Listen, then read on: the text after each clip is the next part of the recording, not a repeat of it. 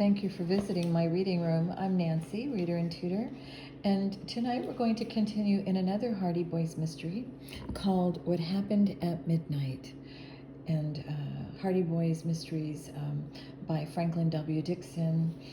These are older stories, and I hope you all bear with me. I'm trying to get through a lot of the classics before I get to some of the ones on the bestseller lists, more of the modern books.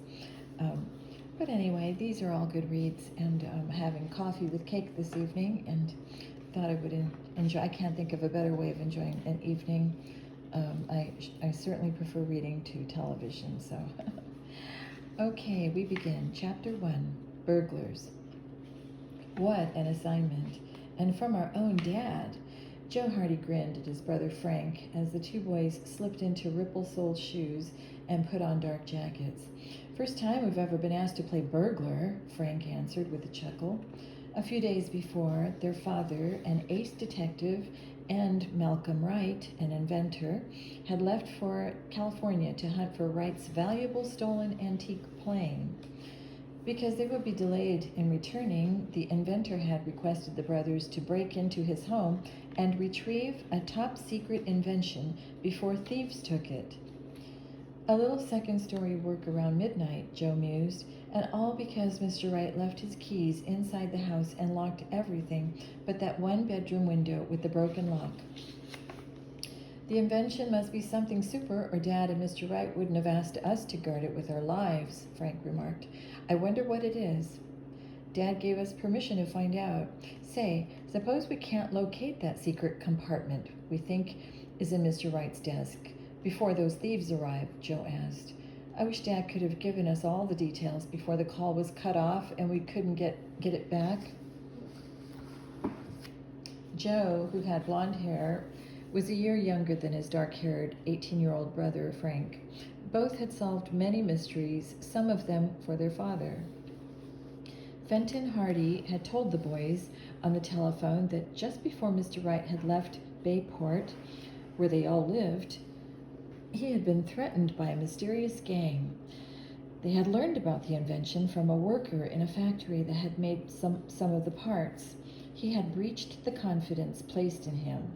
The caller had told Mr. Wright that if he did not voluntarily turn over his invention before a certain time, visitors, quote unquote, would come for it. The date they had set was the following day. Mr. Wright didn't have time to put the invention in a safe deposit box, so he hid it in his study, Fenton Hardy had said. He's afraid the thieves may break into his house, so he has alerted the police to be there tomorrow morning. But he's worried, and he wants you boys to get the small box containing the invention before then. Don't leave it at the house when you're not there. Keep it with you at all times, but well hidden. Frank and Joe relayed the conversation to their pretty, understanding mother and to Aunt Gertrude, their father's maiden sister, who lived with him. She was inclined to be critical of her nephew's involvement in detective work. Instantly she said, "Be burglars! The idea! Why, suppose you fall off that house." "Gertrude, please," Mrs. Hardy broke in. "Don't even mention such a possibility. I know the boys will be careful." "Of course," said Joe. "Let's go, Frank." The brothers hurried to the garage, where their shiny convertible gleamed in the light of a street lamp on the corner of High and Elm Streets. Frank took the wheel and drove to within a block of Mr. Wright's rambling, old-fashioned house. The boys walked to it and were glad to see that the building stood in deep shadows. They reconnoitered the grounds in silence. No one was around. Finally, Frank whispered, "I guess our best bet to the second floor is that trellis. It looks sturdy. We'll go across the roof, over the kitchen door, and edge around to the unlocked window." "I'll stay close by and hold on to your legs until you make it," Joe said. They followed each other up the trellis and crossed the narrow roof. Fortunately, there was not much pitch to it. Joe crouched and grasped his brother's right leg. "All set?" he said in a whisper. Frank stretched over to the ledge but could not reach the top of the sash to raise it. "Give me a push upward," he murmured to Joe, who hoisted his brother until his fingers reached the top of the sash. The window lifted easily. Frank pulled himself sideways through it. "Your turn, Joe."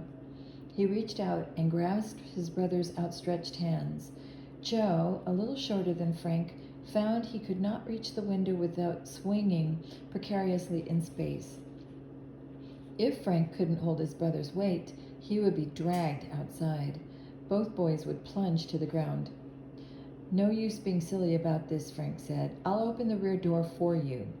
Joe was about to climb down the trellis when a strong light suddenly lit the area. "A car!" Frank exclaimed as the driver beamed a searchlight on their side of the street. "Maybe the thieves are at it. Duck!" Frank quickly closed the door while Joe flattened himself face down on the roof. He did not stand up until the area was in darkness again. Then he hurried down the trellis and through the rear door. "Close call," said Frank. Joe nodded. "I thought maybe it was a police car, but I guess not. It had no revolving top light." His brother agreed. "I'm sure Mr. Wright's enemies are casing this place." "Yes, and they'll probably be back soon, so we'd better get moving." Holding their flashlights low to the ground, the boys sped up the stairs and found Mr. Wright's study.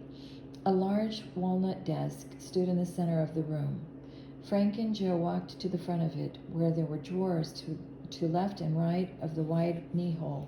"The secret compartment may be in one of them," Joe suggested. "They're not locked," Frank whispered in amazement. The boys searched diligently, lifting aside letters and other papers. They found nothing. "Now what?" Joe asked. Frank had an idea. "I'll look in the knee hole while you hunt for movable panels on the outside of the desk." Again there was silence as the two boys began to finger the woodwork. Minutes went by, then Joe said, "I found something that moves."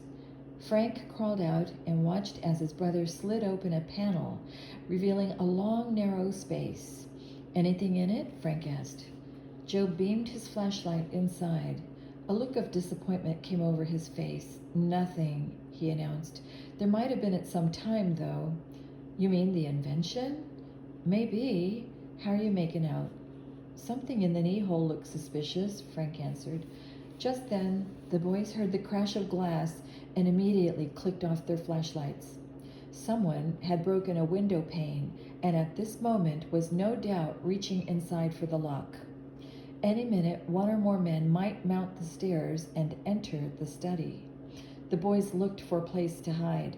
There were no draperies, sofa, or large chairs, and no closet. "Let's hide in the knee hole," Frank whispered, "then use our hand signals." Sometime before this, the Hardys had devised a series of hand squeeze signals. One hard squeeze meant, "Let's attack." Two indicated caution. Long, short, long meant, "We'd better scram." An ordinary handshake was, "Agreed." "If there aren't more than two men, let's attack," Joe said in a barely audible voice. "Okay." Quickly, the two crawled into the knee hole and pulled the desk chair into place. The boys were well hidden when they heard footsteps on the stairs, then voices. "No failing this time, or Shorty'll take us on a last ride," said a man with a nasal voice. Frank and Joe wondered if the men had tried to break in earlier, but failed. The man's companion spoke in lower tones of disgust. "Oh, you'd better believe Shorty invented fire if he told you he did. He ain't so great. Take orders from the boss, don't he?" The other did not reply. The two men entered the room and beamed flashlights around. "Where did Wright say he kept the invention?" the deep-toned man asked. "I got in late on the conversation when I tapped the telephone call to the Hardy house," the other answered.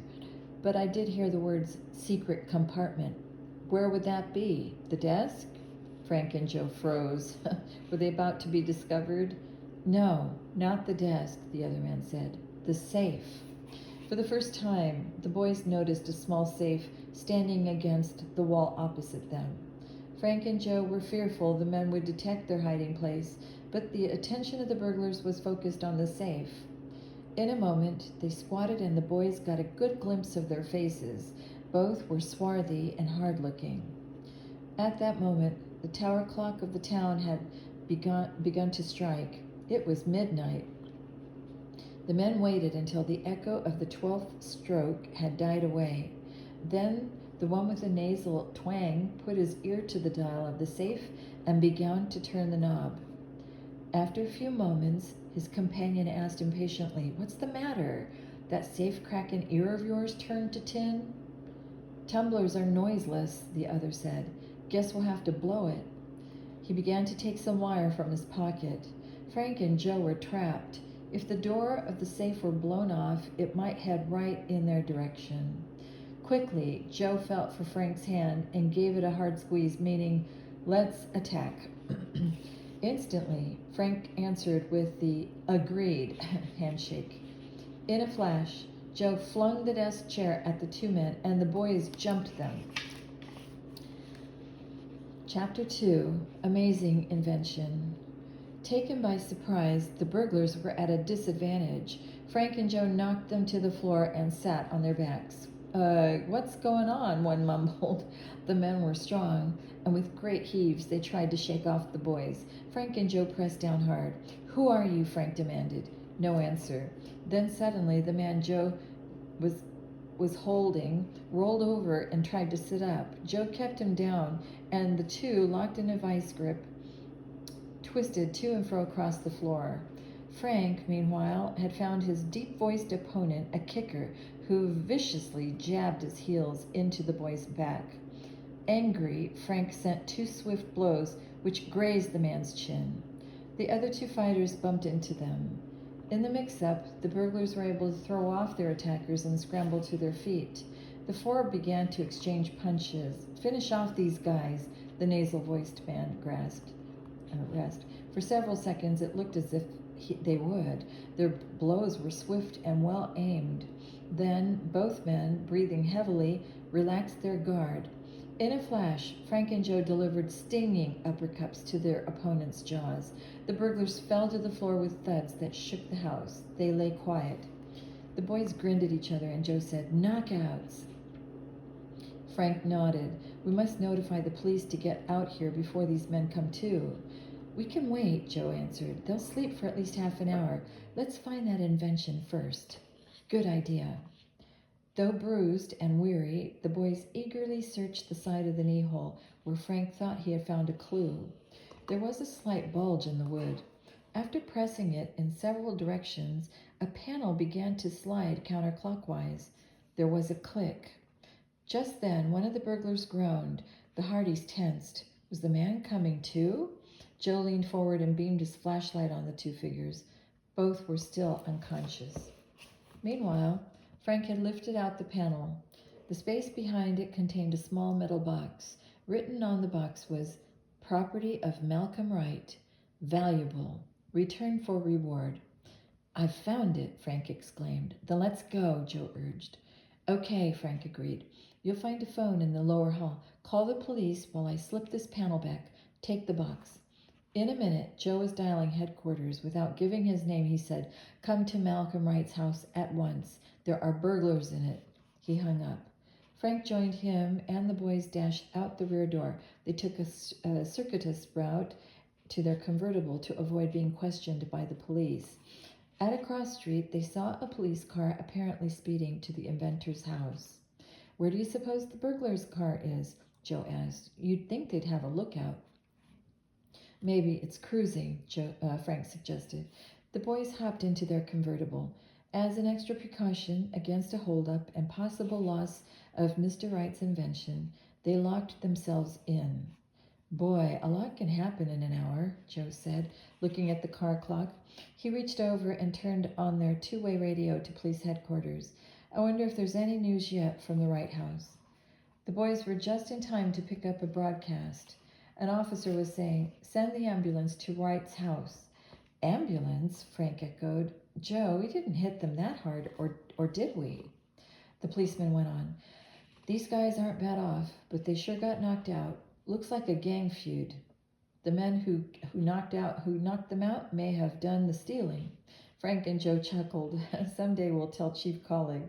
Frank said. But right now, he stopped speeding as a loud crack of static burst from the radio, and a vivid flash of lightning made the night turn to day momentarily.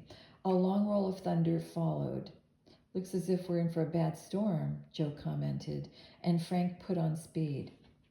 A few minutes later, the car was parked in the Hardys' garage. They were mounting the steps of the back porch when the storm broke. Quickly, Frank inserted his key in the kitchen door and turned the knob. At once, the burglar alarm rang loudly, and all the first-floor lights went on. Joe chuckled. That'll bring Mother and Aunt Gertrude down in a hurry. He flicked off the alarm.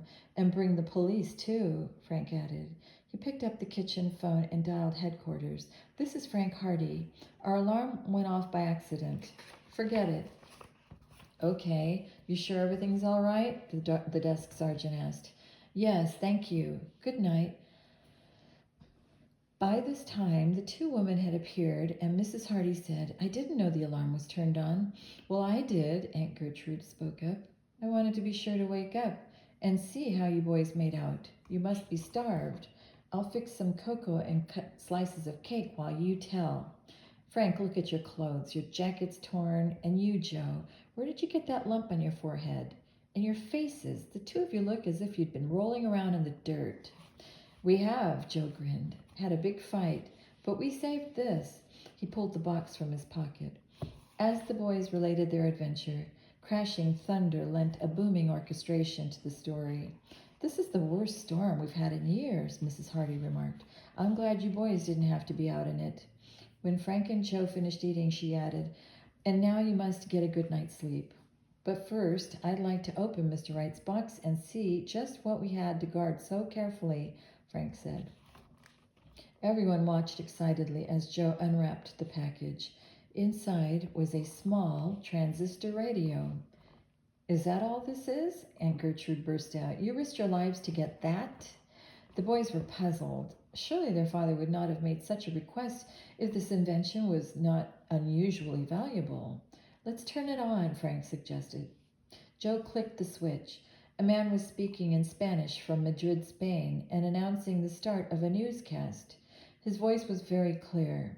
Frank grabbed his brother's arm. Do you hear that? He cried. The receiver is not picking up one bit of static. You're right, Joe agreed. It must be designed to work in the high-frequency bands. But how can we be receiving a broadcast directly from Madrid? That Spanish station must be transmitting by shortwave. Yet we're hearing it loud and clear. This is amazing. Joe gazed at the miniature radio with great interest. I bet there's a lot more to Mr. Wright's invention than just being able to hear overseas stations without static, he observed. After all, why is he so anxious to keep it a secret? Just then, there was a loud knock on the back door, and a voice from outside said, Let me in. I'm a ham. I have a message for you.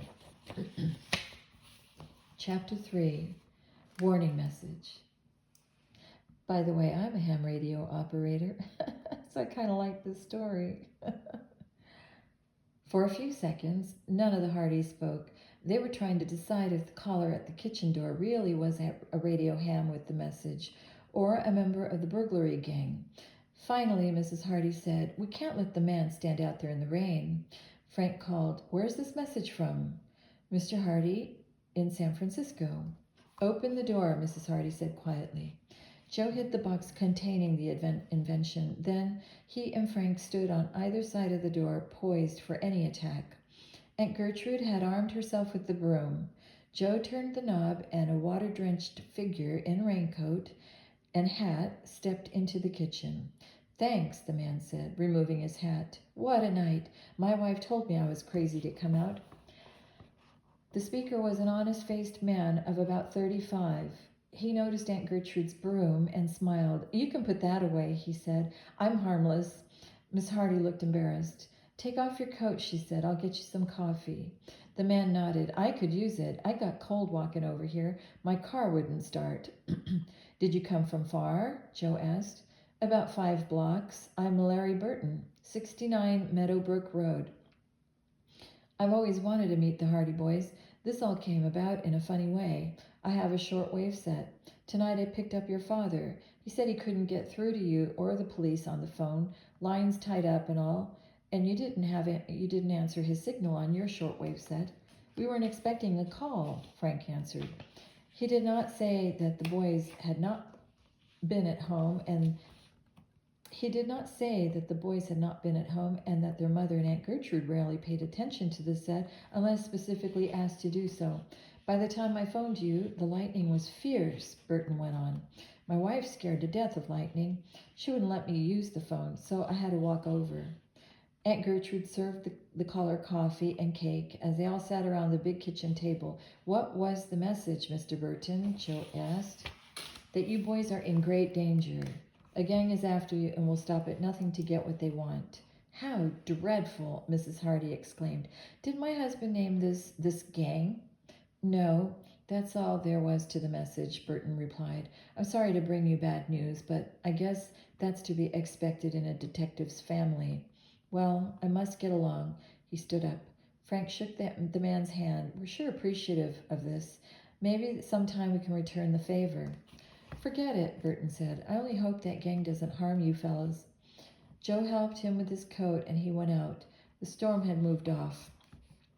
For a few minutes, the Hardys discussed the caller and confirmed his address in the telephone directory. Joe was a bit skeptical, however. Either he made up the whole story or else Dad is really concerned for our safety. Frank was inclined to think Burton had told the truth. Had he and Joe already encountered two members of the gang at the Wright home? Aunt Gertrude spoke up. How in the world did my brother Fenton hear this in California?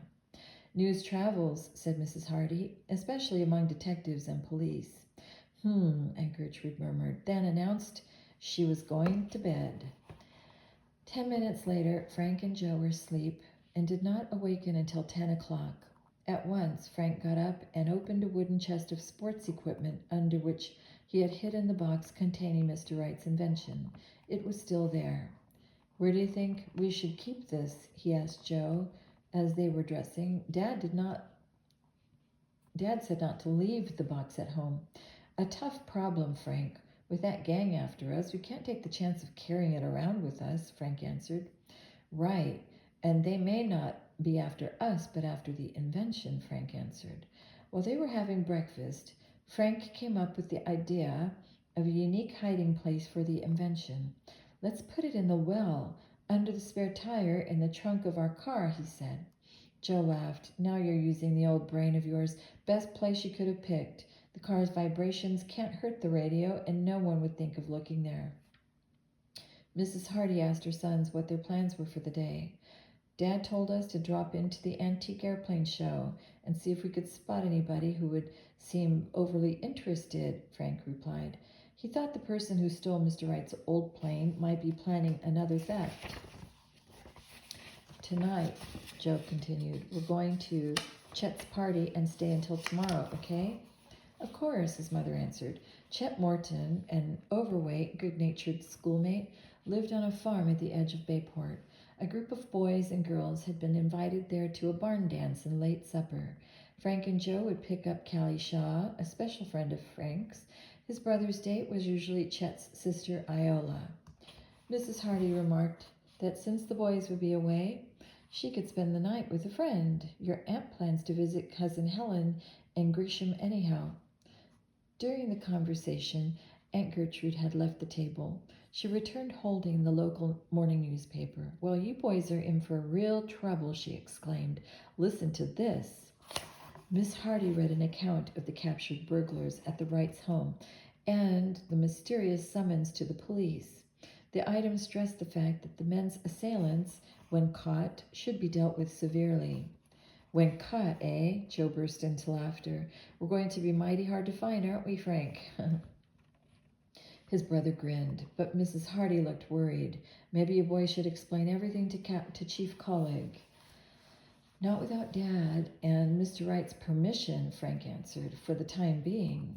I haven't finished, Aunt Gertrude interrupted. It says here that the police think this incident might be part of a gang feud. She removed her reading glasses and gazed at her nephews. You two are now considered to be part of a gang, and the rival gang is about to harm you. Wow, said Joe, pulling his hair over his eyes and striking the pose of a belligerent bad guy. We'd better look the part. Since the antique airplane show did not open until 2 o'clock, the boys did various chores during the morning. They also hid Mr. Wright's invention in the tire well and bolted the spare tire back into place. After lunch, Frank and Joe drove Aunt Gertrude to the train. From there, they went directly to the Bayport Air Terminal, where the antique airplane exhibit was housed in the spacious lobby. The first person they saw was Chet Morton. "Hi, fellas," he greeted them. "Say, take a look at those old planes. Aren't they beauties?" "Sure are," Frank agreed. "I noticed that most of them are biplanes.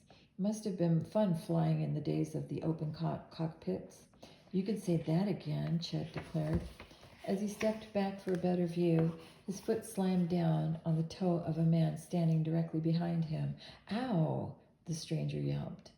The boys turned to see the man hopping around on one foot. "You stupid overgrown kid," he screamed. "I'm awfully sorry," Chet said apologetically. The tall, muscular man, who had blonde hair and hard features, looked at the youth menacingly. "You idiot," he snarled. Frank and Joe stepped in front of Chet as he stammered. Who are you calling an idiot?" "Now, just a minute," Joe interrupted. "It was an accident. No sense getting upset about this." "Can I be of any help?" the boys heard someone say. They looked around to see a lanky young man walking toward them. He had rust-colored hair and leathery skin that was deeply tanned. "What are you butting in for?" snapped the stranger. "This boy didn't step on you unintentionally," the young man insisted. "I saw the whole thing. You were trying to listen to their conversation and got too close." The tall stranger was about to say something, but hesitated. For a moment he glared at Chet and his companions, then stomped out of the lobby, swinging his briefcase. Frank and Joe looked at each other. Why had the man been listening to their conversation? Did he belong to the gang they had been warned about? Meanwhile, Chet was saying, "Thanks for your help, Mr. My name is Cole Weber," the young man introduced himself. "I'm president of the Central Antique Airplane Club. We own the exhibit and are taking it to several airports. We're trying to encourage public interest in vintage aircraft." "Sounds like a great club," Joe remarked. "We think so," Weber said. "The majority of the models you see here are replicas of real airplanes owned and operated by our members." "You mean that some of those old crates still fly?" Chet asked. Weber grinned. "Well, we don't think of them as crates. When properly rebuilt, most antique planes are as safe and reliable as the day they were originally made. I own one myself. It's outside on the ramp. Would you like to see it?" "Would we?" Joe exclaimed. Mr. Weber led the boys to the airport ramp. A short distance ahead stood an orange and white biplane. The boys peered into the two open cockpits. "This is cool," Joe declared. The pilot smiled. "Compared to modern planes, mine doesn't have many instruments. But since we fly the antiques only for fun, we don't need elaborate equipment, such as that required for all-weather operations." The boys looked closely at the diagonal pattern of wires stretching between the wings. Then they examined the plane's radial engine and the long, slender wooden propeller. "How many passengers can you carry?" Frank asked.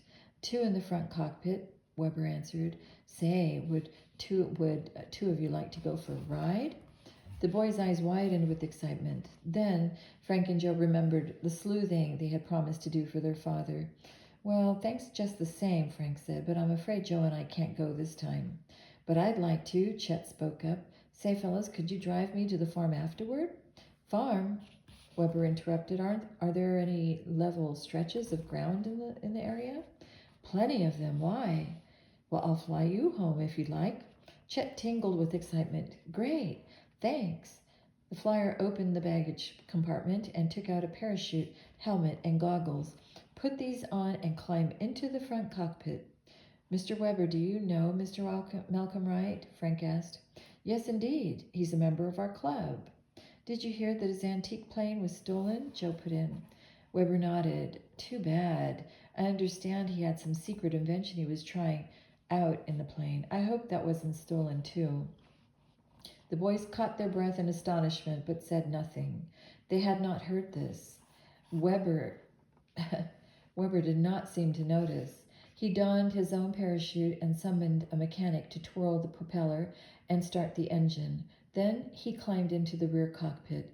"Brakes on, switch off," the mechanic called. "Brakes on, switch off," Weber echoed. The mechanic pulled the propeller through several times. Then he stepped back and yelled, "Contact!" "Contact," the pilot responded. The engine caught on the first try. A staccato popping developed into a steady roar. Chet's goggled face turned towards the Hardys. He waved wildly as Weber taxied out for takeoff. "See you at the party," Chet shouted over the roar of the engine. Minutes later, the plane, looking like a box kite, was climbing above the Bayport field. As the Hardys turned to leave, Frank caught his brother's arm.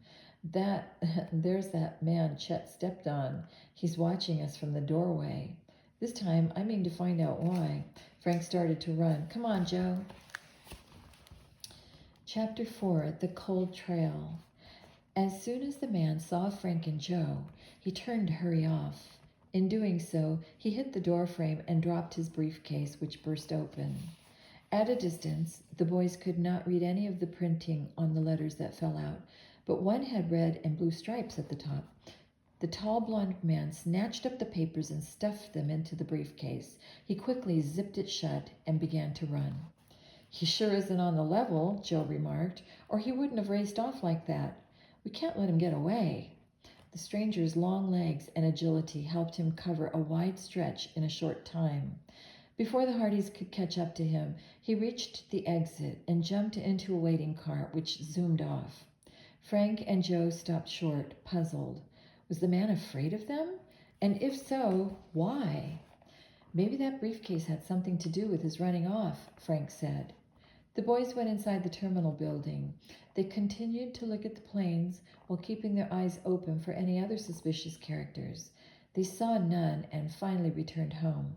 "You must be hungry," said Mrs. Hardy. "I have hot apple pie, but it's getting cold." Joe patted her shoulder. "Shall we eat dessert first?" he teased. Later, the boys went upstairs to change from Chet's barn dance. Both put on jackets, plaid shirts, and big straw hats. They packed overnight bags, then joined their mother, who was waiting to be driven to her friend's home. Just before leaving the house, Frank heard a signal from their private shortwave set. "Dad must be calling," he said, and raced to Mr. Hardy's second-floor study. "F.H. home?" he said into the mic. "Over." "Frank," said his dad, "how's everything?" "Okay, Dad, how are you?" "Fair," the detective said, "but I have a new lead to follow. You won't be able to get in touch with me for a couple of days. Did you get my message from the ham operator?" "Yes, Dad." Frank told him all about what happened in the past 24 hours, including the wiretapping. Mr. Hardy whistled. "Then the gang knew where you were going." "Shall Joe and I tell Chief Colleague we were the first burglars?" Frank asked. "I guess you'd better," the detective agreed. "But warn him the information is confidential and don't tell him what the invention is you were after." He now explained that he had been tipped off by Chicago police that a gang suspected of robbery there had suddenly vanished. A squealer had reported they were out to get the Hardy detectives. The boy's father did not know why, but surmised it might concern Mr. Wright's invention. "And now let me speak to your mother," Mr. Hardy said. Half an hour later, Frank and Joe stopped at Chief Colleague's home and made the report. The chief burst into laughter. "So you're the ones who knocked out those men. I guess they had a real scare. They haven't talked since." By the time the boys reached the Morton's farm with Callie Shaw, the dance was underway. A Bayport High School combo was playing. "Hi, masterminds," Chet shouted as the Hardys strolled in. "I thought you'd never get here. Boy, wait till I tell you about my flight." He began to describe the adventure, supplementing his words with swooping motions of both hands. His sister Iola joined Callie and the boys. She was a slim, dark-haired girl and very pretty. "Hi, Joe, Frank, Callie." Then, hearing her brother, she said laughingly, "Oh, no." Is Chet talking about his flight again? He hasn't stopped talking since he landed. You just don't know about any real flying, her brother said, until you've been in one of those old biplanes. Our turn's next, Joe reminded him. The following hours passed quickly. When it was time for supper, Joe and Iola decided to eat outside. They filled their paper plates with sandwiches, chocolate cake, and cups of lemonade, and went to sit on the steps of the Mortons' front veranda. As they ate, Iola glanced toward the driveway in which many of the guests had parked their cars. The Hardys' convertible was near the end of the long queue. Suddenly, Iola touched Joe's arm. "What's the matter?" he asked. "I saw someone lurking behind your car," Iola replied. "Yes, there he is." Joe peered into the darkness. He saw a man, his hat pulled low, pop up from behind the car, then duck down again. At once, the young detective sprang to his feet and ran toward the mysterious figure. The fellow might be after the secret radio. "Who are you?" he shouted, seeing the trunk lid rise and the lights go on. "What are you doing?" The intruder ran from behind the car and disappeared into the darkness. Joe dashed after him. "Keep your distance or you'll get hurt," the man shouted, but Joe went on. Iola screamed for help.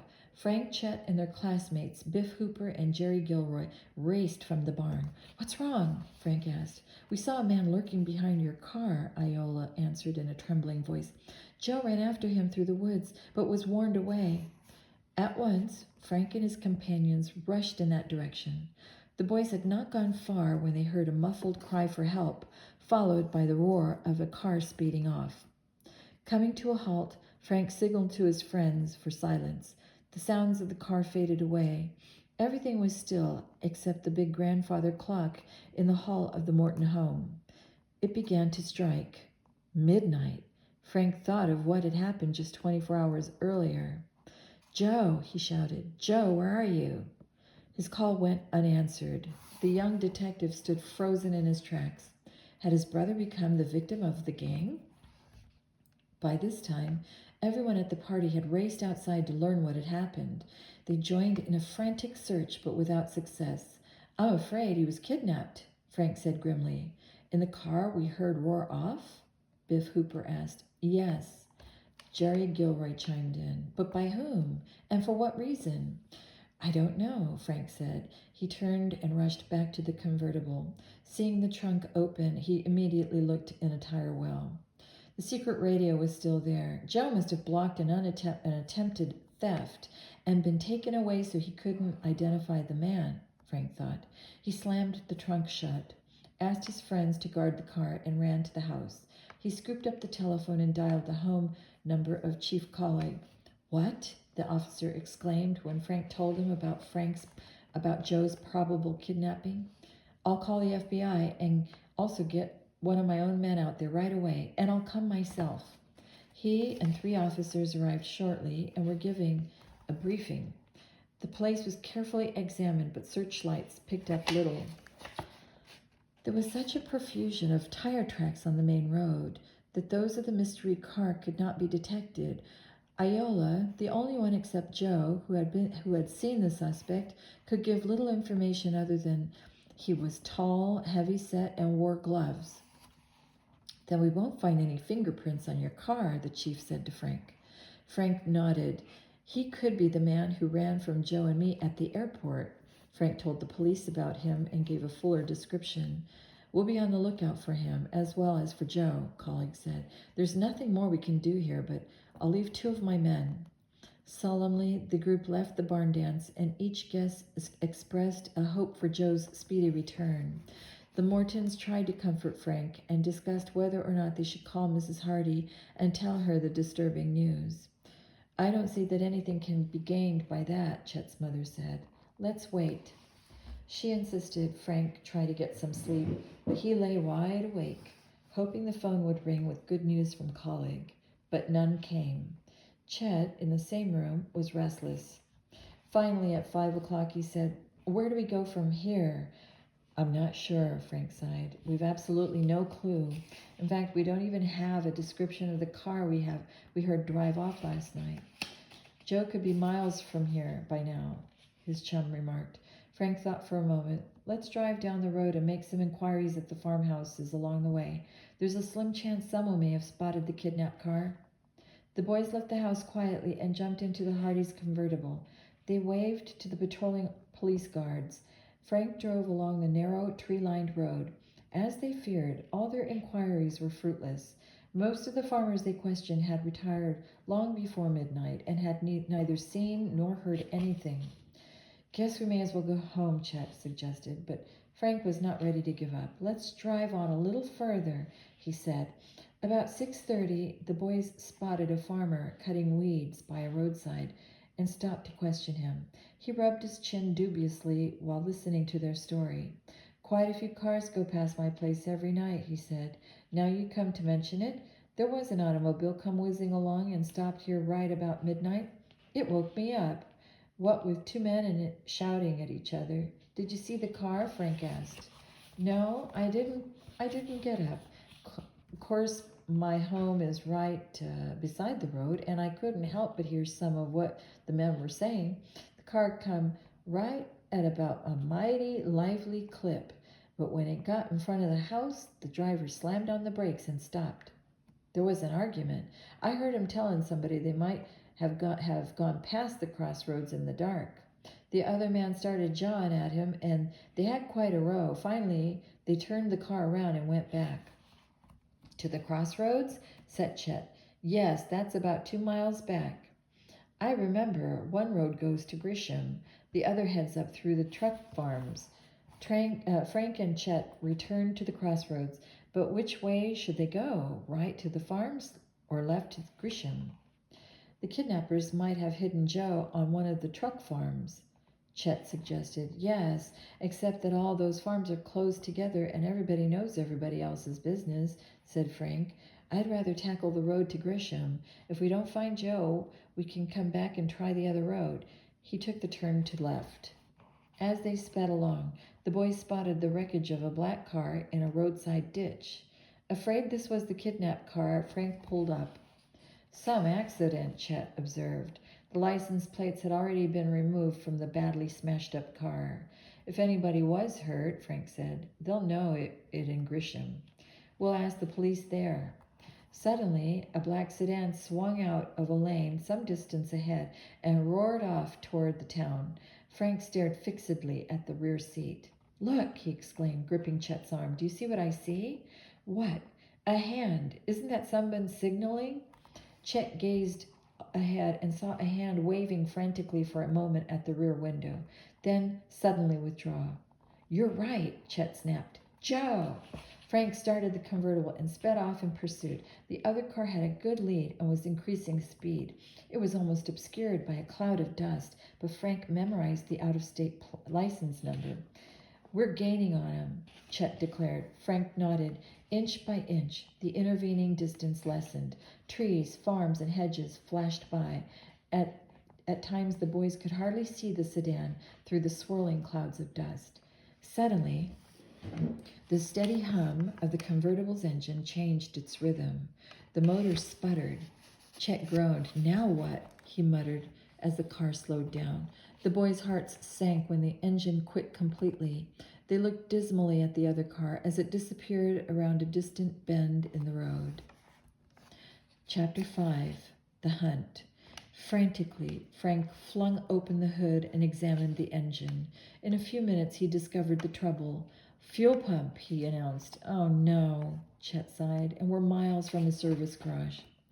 We're not stranded, Frank assured him. I suspect the pump was going, so I put a spare in the trunk, but it's going to take 15 or 20 minutes to change the pump, and by that time the kidnapped car will be far away, Chet finished. I better notify Bayport Police Headquarters. Frank turned on the car's two-way radio to the proper frequency and gave the license number of the suspect's car. We'll get busy on it right away, came the answer. Incidentally, FBI men have been here and out to the Morton farm. I'll contact them. There's no news so far. Frank replaced the mic. He and Chet worked feverishly to install the new fuel pump and soon had the engine running. No chance of our catching up with that sedan now. Chet remarked as the boys once again got underway. It is nearly a half hour's head start. I'll bet that the kidnappers won't stop at Grisham, now that they've learned we're after them. 10 minutes later, Frank stopped the car. He backed into a side road, pulled out again, then turned to retrace his route. I want to go up that lane the kidnapped car came out of and see what we can find. Reaching it, Frank turned in. The ground was stony and full of holes. Progress was slow. Half a mile farther on, an old inn, apparently closed, came into view. It was a long, low, white building with a wide veranda. The boys got out of the car, and Frank knocked several times, hoping someone might be inside. There was no response. "Nobody's home," Chet mumbled. Just then, the sound of heavy footsteps could be heard. The door sprang open, and a surly-faced man confronted them. "What is it?" he growled. "Sorry to bother you, sir," Frank said, "but have you seen a black four-door sedan within the past hour?" "You've got nerve waking me up to ask such a stupid question," the man snapped. "I don't know anything about a sedan." "Have you had any visitors recently?" Frank persisted. "There's a wrecked car lying in a ditch, close to the spot where your lane leads in from the road. Did anyone come here for help?" The man looked at the boys suspiciously. "Get out of here before I kick you off the porch." "Have it your way," Frank retorted. "I'm certain there were kidnappers in that sedan I asked you about. If you know anything, you'd better tell me, or else be held as an accessory." "Kidnappers?" the man cried out. "Okay, so there were some guys walking in here late last night. How many were there?" Frank demanded. "3. One said they'd had an accident, and after they asked if they could stay at my place for a while. They paid me real good, so I let 'em come in. Please describe these men." "One was tall, one short," the proprietor replied nervously. "The big guy said their brother's name Wagner. They were carrying the third guy. He was wrapped in a blanket because he got knocked out. I couldn't see his face. The big guy made a telephone call to Grisham. A car picked him up about an hour and a half ago. I can't tell you any more." He stepped back inside the house and slammed the door in the boys' faces.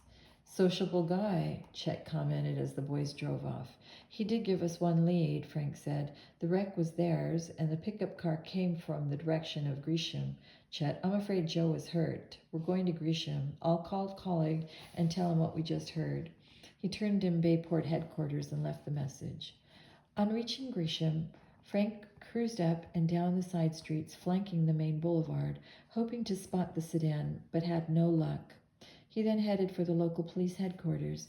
"Dad introduced me to Police Chief Stanton when we were passing through this town several months ago," he said. The boys entered the neat red brick building, and Frank introduced himself and Chet to the desk sergeant on duty.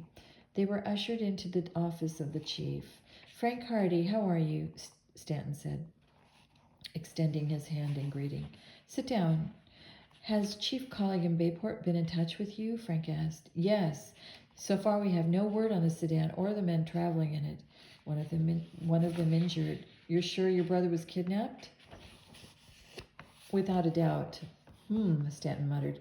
"The sedan's probably miles away by now, with a different license plate, but our men will keep on the lookout." Realizing they could do no more here, Frank and Chet decided to return to Bayport. "What's our next move?" Chet asked. "Whoever kidnapped Joe might ask for ransom." "Chet, I'd better stick close to the phone at home in case someone tries to establish contact." Then Frank's heart sank as he thought of having to tell his mother and father and aunt that Joe was missing. When he pulled into the Hardy garage some time later, Frank shut off the ignition and sat quiet for several seconds. Then he took a deep breath and climbed out of the car. He had no sooner entered the house when Mrs. Hardy rushed to meet him. "What happened to Joe?" she cried.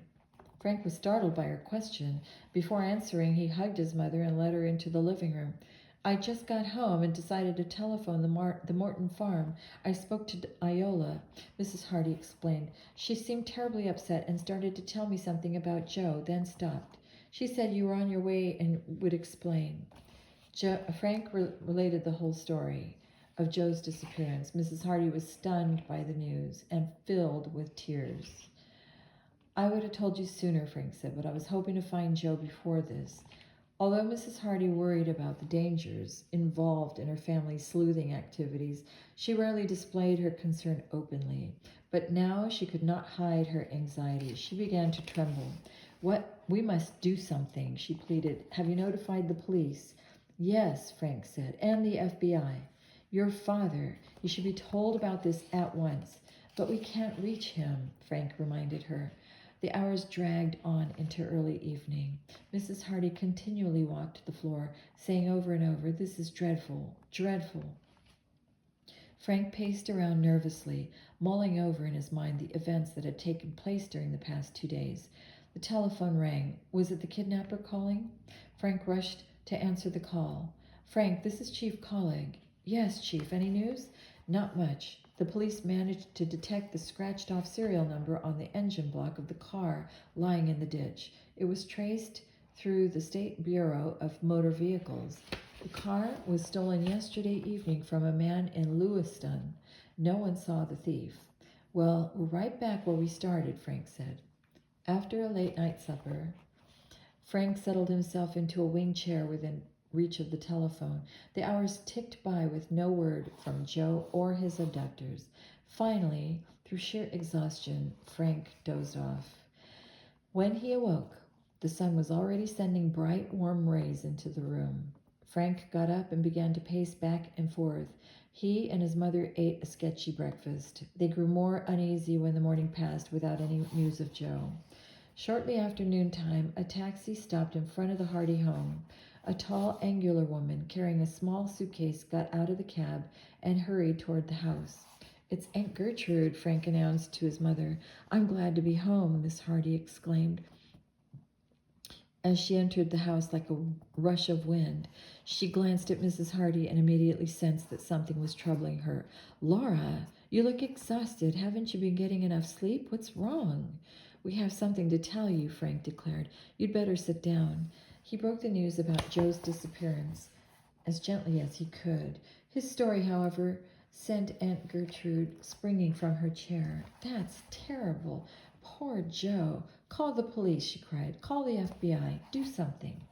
"Try to be calm," Frank pleaded. "The police and the FBI have already been notified." "I felt it in my bones," Aunt Gertrude exclaimed. "Something like this was bound to happen."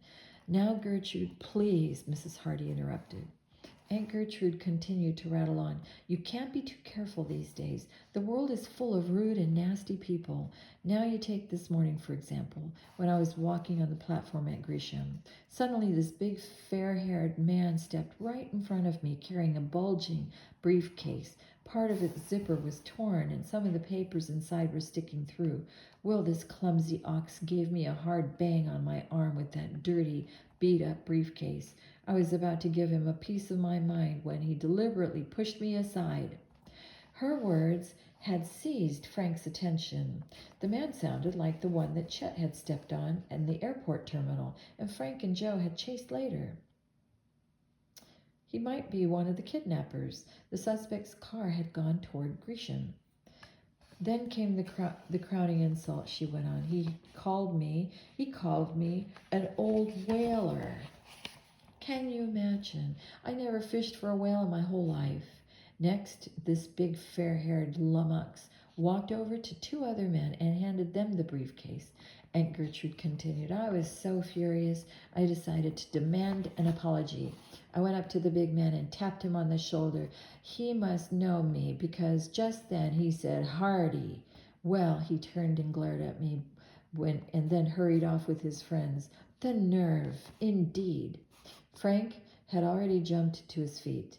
He was obviously excited. "Did you see what was written on the papers in the briefcase?" "I wasn't close enough to read them, but one had red and blue stripes on it." "He's one of the men we suspect," Frank cried out. "Auntie, did you hear any more of the men's conversation? Anything at all?" "No, not really," she answered, somewhat puzzled by her nephew's questioning. "I only caught a word or two. The fair-haired man said something about caves." "Yes, that's it, caves. I remember because it struck me at the time that with his bad manners he should be living in one." Frank darted to the telephone and called Chet. "I'm sure I've latched on to an important lead," he told his chum. "I'll need your help." I'm ready to go any time you say. Okay, I'll be right over. Chapter 6, Fogged In. Frank leaped into the convertible and headed for the Morton farm. He began piecing together the details of Aunt Gertrude's story about the fair-haired man at Gresham. He had said Hardy. I'm sure he didn't mean Aunt Gertrude. He could have meant Dad or Joe. Then the man had made a reference to caves.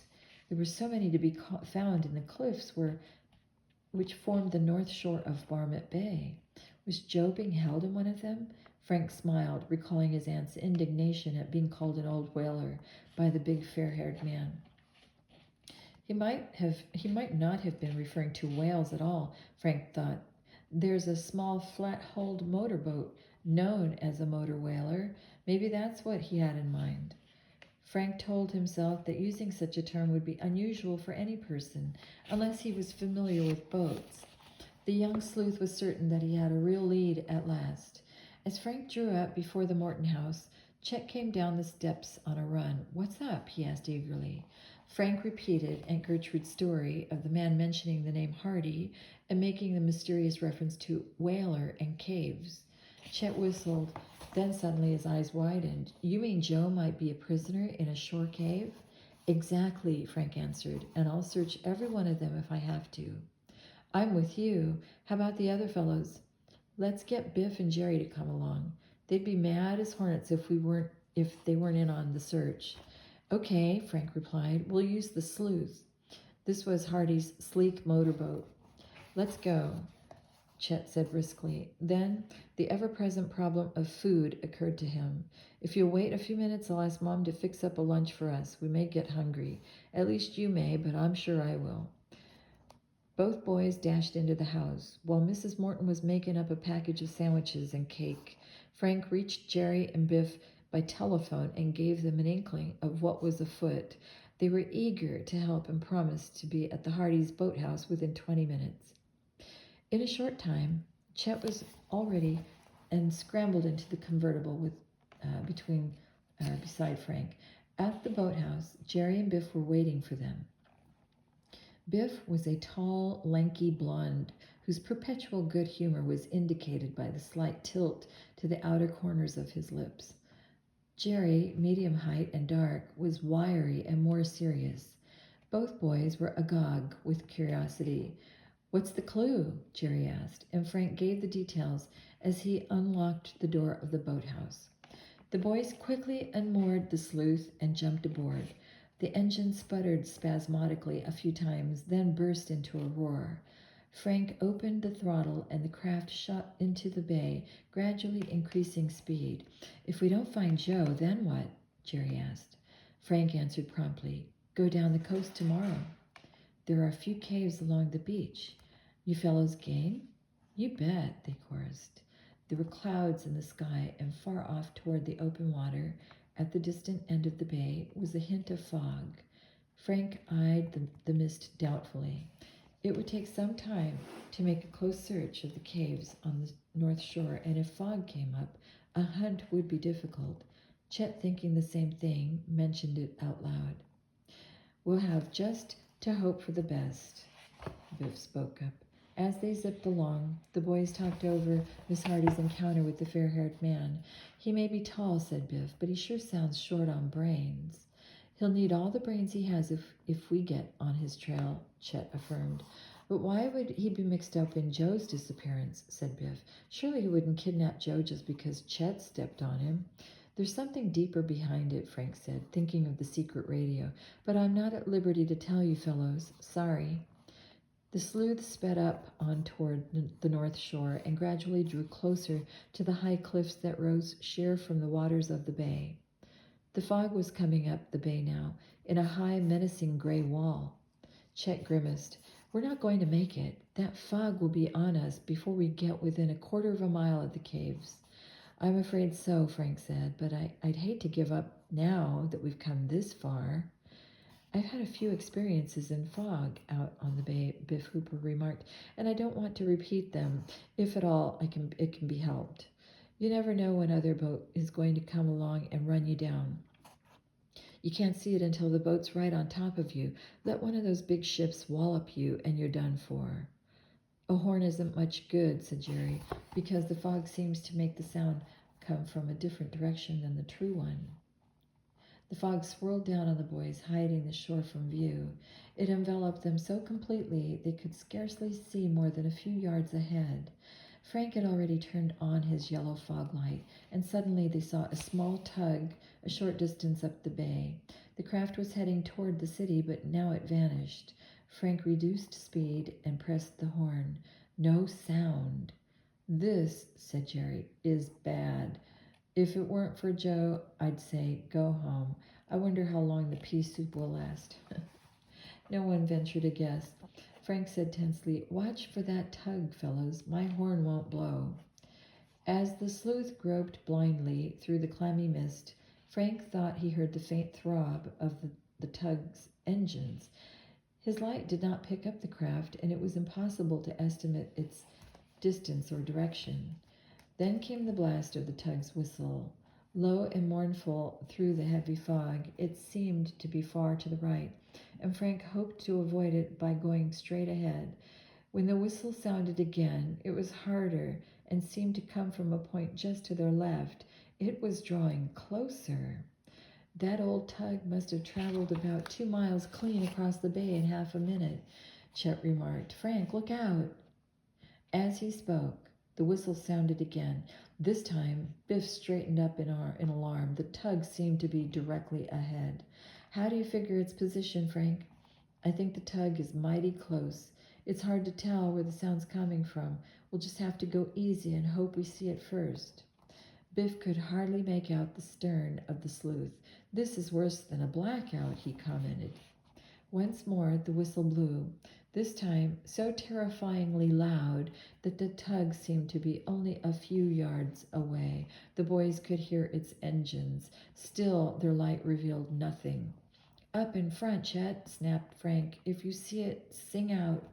Chet scrambled onto the bow and peered into the gray gloom ahead. Suddenly he gave a yell of terror. "It's bearing right down on us." Even as he shouted, a heavy dark shadow loomed out of the fog. The sleuth was about to be rammed. The tug was sweeping down on the boys. It was only a few yards away. The boys could see a man on deck waving his arms wildly. The whistle shrieked. No time to lose. The engine of the sleuth broke into a sudden clamor as Frank opened the throttle wide. At the same time, instantly, he swung the wheel hard to port. The motorboat swerved and shot directly across the bow of the larger boat. For a breathless second, it seemed that nothing could save the boys. They waited for the jarring impact that seemed only seconds away. But the sleuth had speed, and Frank handled his craft masterfully. His boat shot clear. The tug went roaring astern. It had missed the sleuth with less than a yard to spare. The Hardys' boat was caught in the heavy swell and pitched to and fro, but rode it out. Chet Morton broke the silence. "Wow, that was a close call." Jerry Gilroy, who had been thrown off balance when the sleuth altered its course so suddenly, scrambled to his feet, blinking. "I'll say, we were hit." "Were we hit?" "We're still here," Biff grinned. Nevertheless, he had been badly frightened. "That's the last time I'll ever come out on the bay when there's a fog brewing," he announced solemnly. "That was too narrow a squeak." Chet, now that the peril had passed, leaned down from the bow. He shook hands with the other 3 boys, then gravely clasped his own. "What's that for?" Jerry asked. "Congratulating you and myself on still being alive," the others smiled weakly. Frank steered the sleuth back to its previous course. Again the boat crept toward the north shore, invisible beyond the wall of mist. Frank did not dare venture close for fear of piling his craft onto the rocks at the foot of the cliffs. He cruised aimlessly back and forth, but within half an hour the fog began to lift. It thinned out, writhing and twisting like plumes of smoke. "The cliffs!" Chet cried in relief as the boys caught sight of the land rising sharply just ahead. They were less than 200 yards offshore and already far down the bay, abreast of the caves. "We can make our search after all," Frank said. He brought the sleuth as near the base of the cliffs as he dared, skillfully avoiding the menacing black rocks that thrust above the water. Jerry, who had scrambled out on the bow, gestured toward an outcropping of rocks about 100 yards away. "Here's our first cave," he announced. "I remember it," said Frank. "Joe and I went into that one when we were on a car theft case. It looks like a cave, but it's only a few feet deep. No use looking here." The searchers passed several shallow openings, but at last Chet gave a jubilant shout. "Here are the deeper ones." They had rounded along a little promontory, and the boys saw a ragged row of gaping holes in the face of the rock. "Most were just a few feet above the waterline," Chet said. "I know them. Some are small, but others are big enough for an elephant to walk through sideways." Frank brought the sleuth in still closer to the base of the 200-foot-high cliffs. "Great place to hide someone," Biff commented. "I bet there are hundreds of those caverns." "We have our work cut out for us," Frank agreed. Still some distance away, he spotted the first of the larger holes in the rocks. The cave was 6 feet wide and high above the water. Frank ran the boat in close enough so that by scrambling over its bow, one could land on the tumbled heaps of rocks and boulders just beneath the opening. "Let's take a look," he said eagerly. "Jerry will hold the boat here." "Sure, go ahead." Within a few minutes, the others were climbing up the boulders toward the cave mouth. Presently, they vanished into the dark interior. And I'll stop there and continue in the next segment. Good night.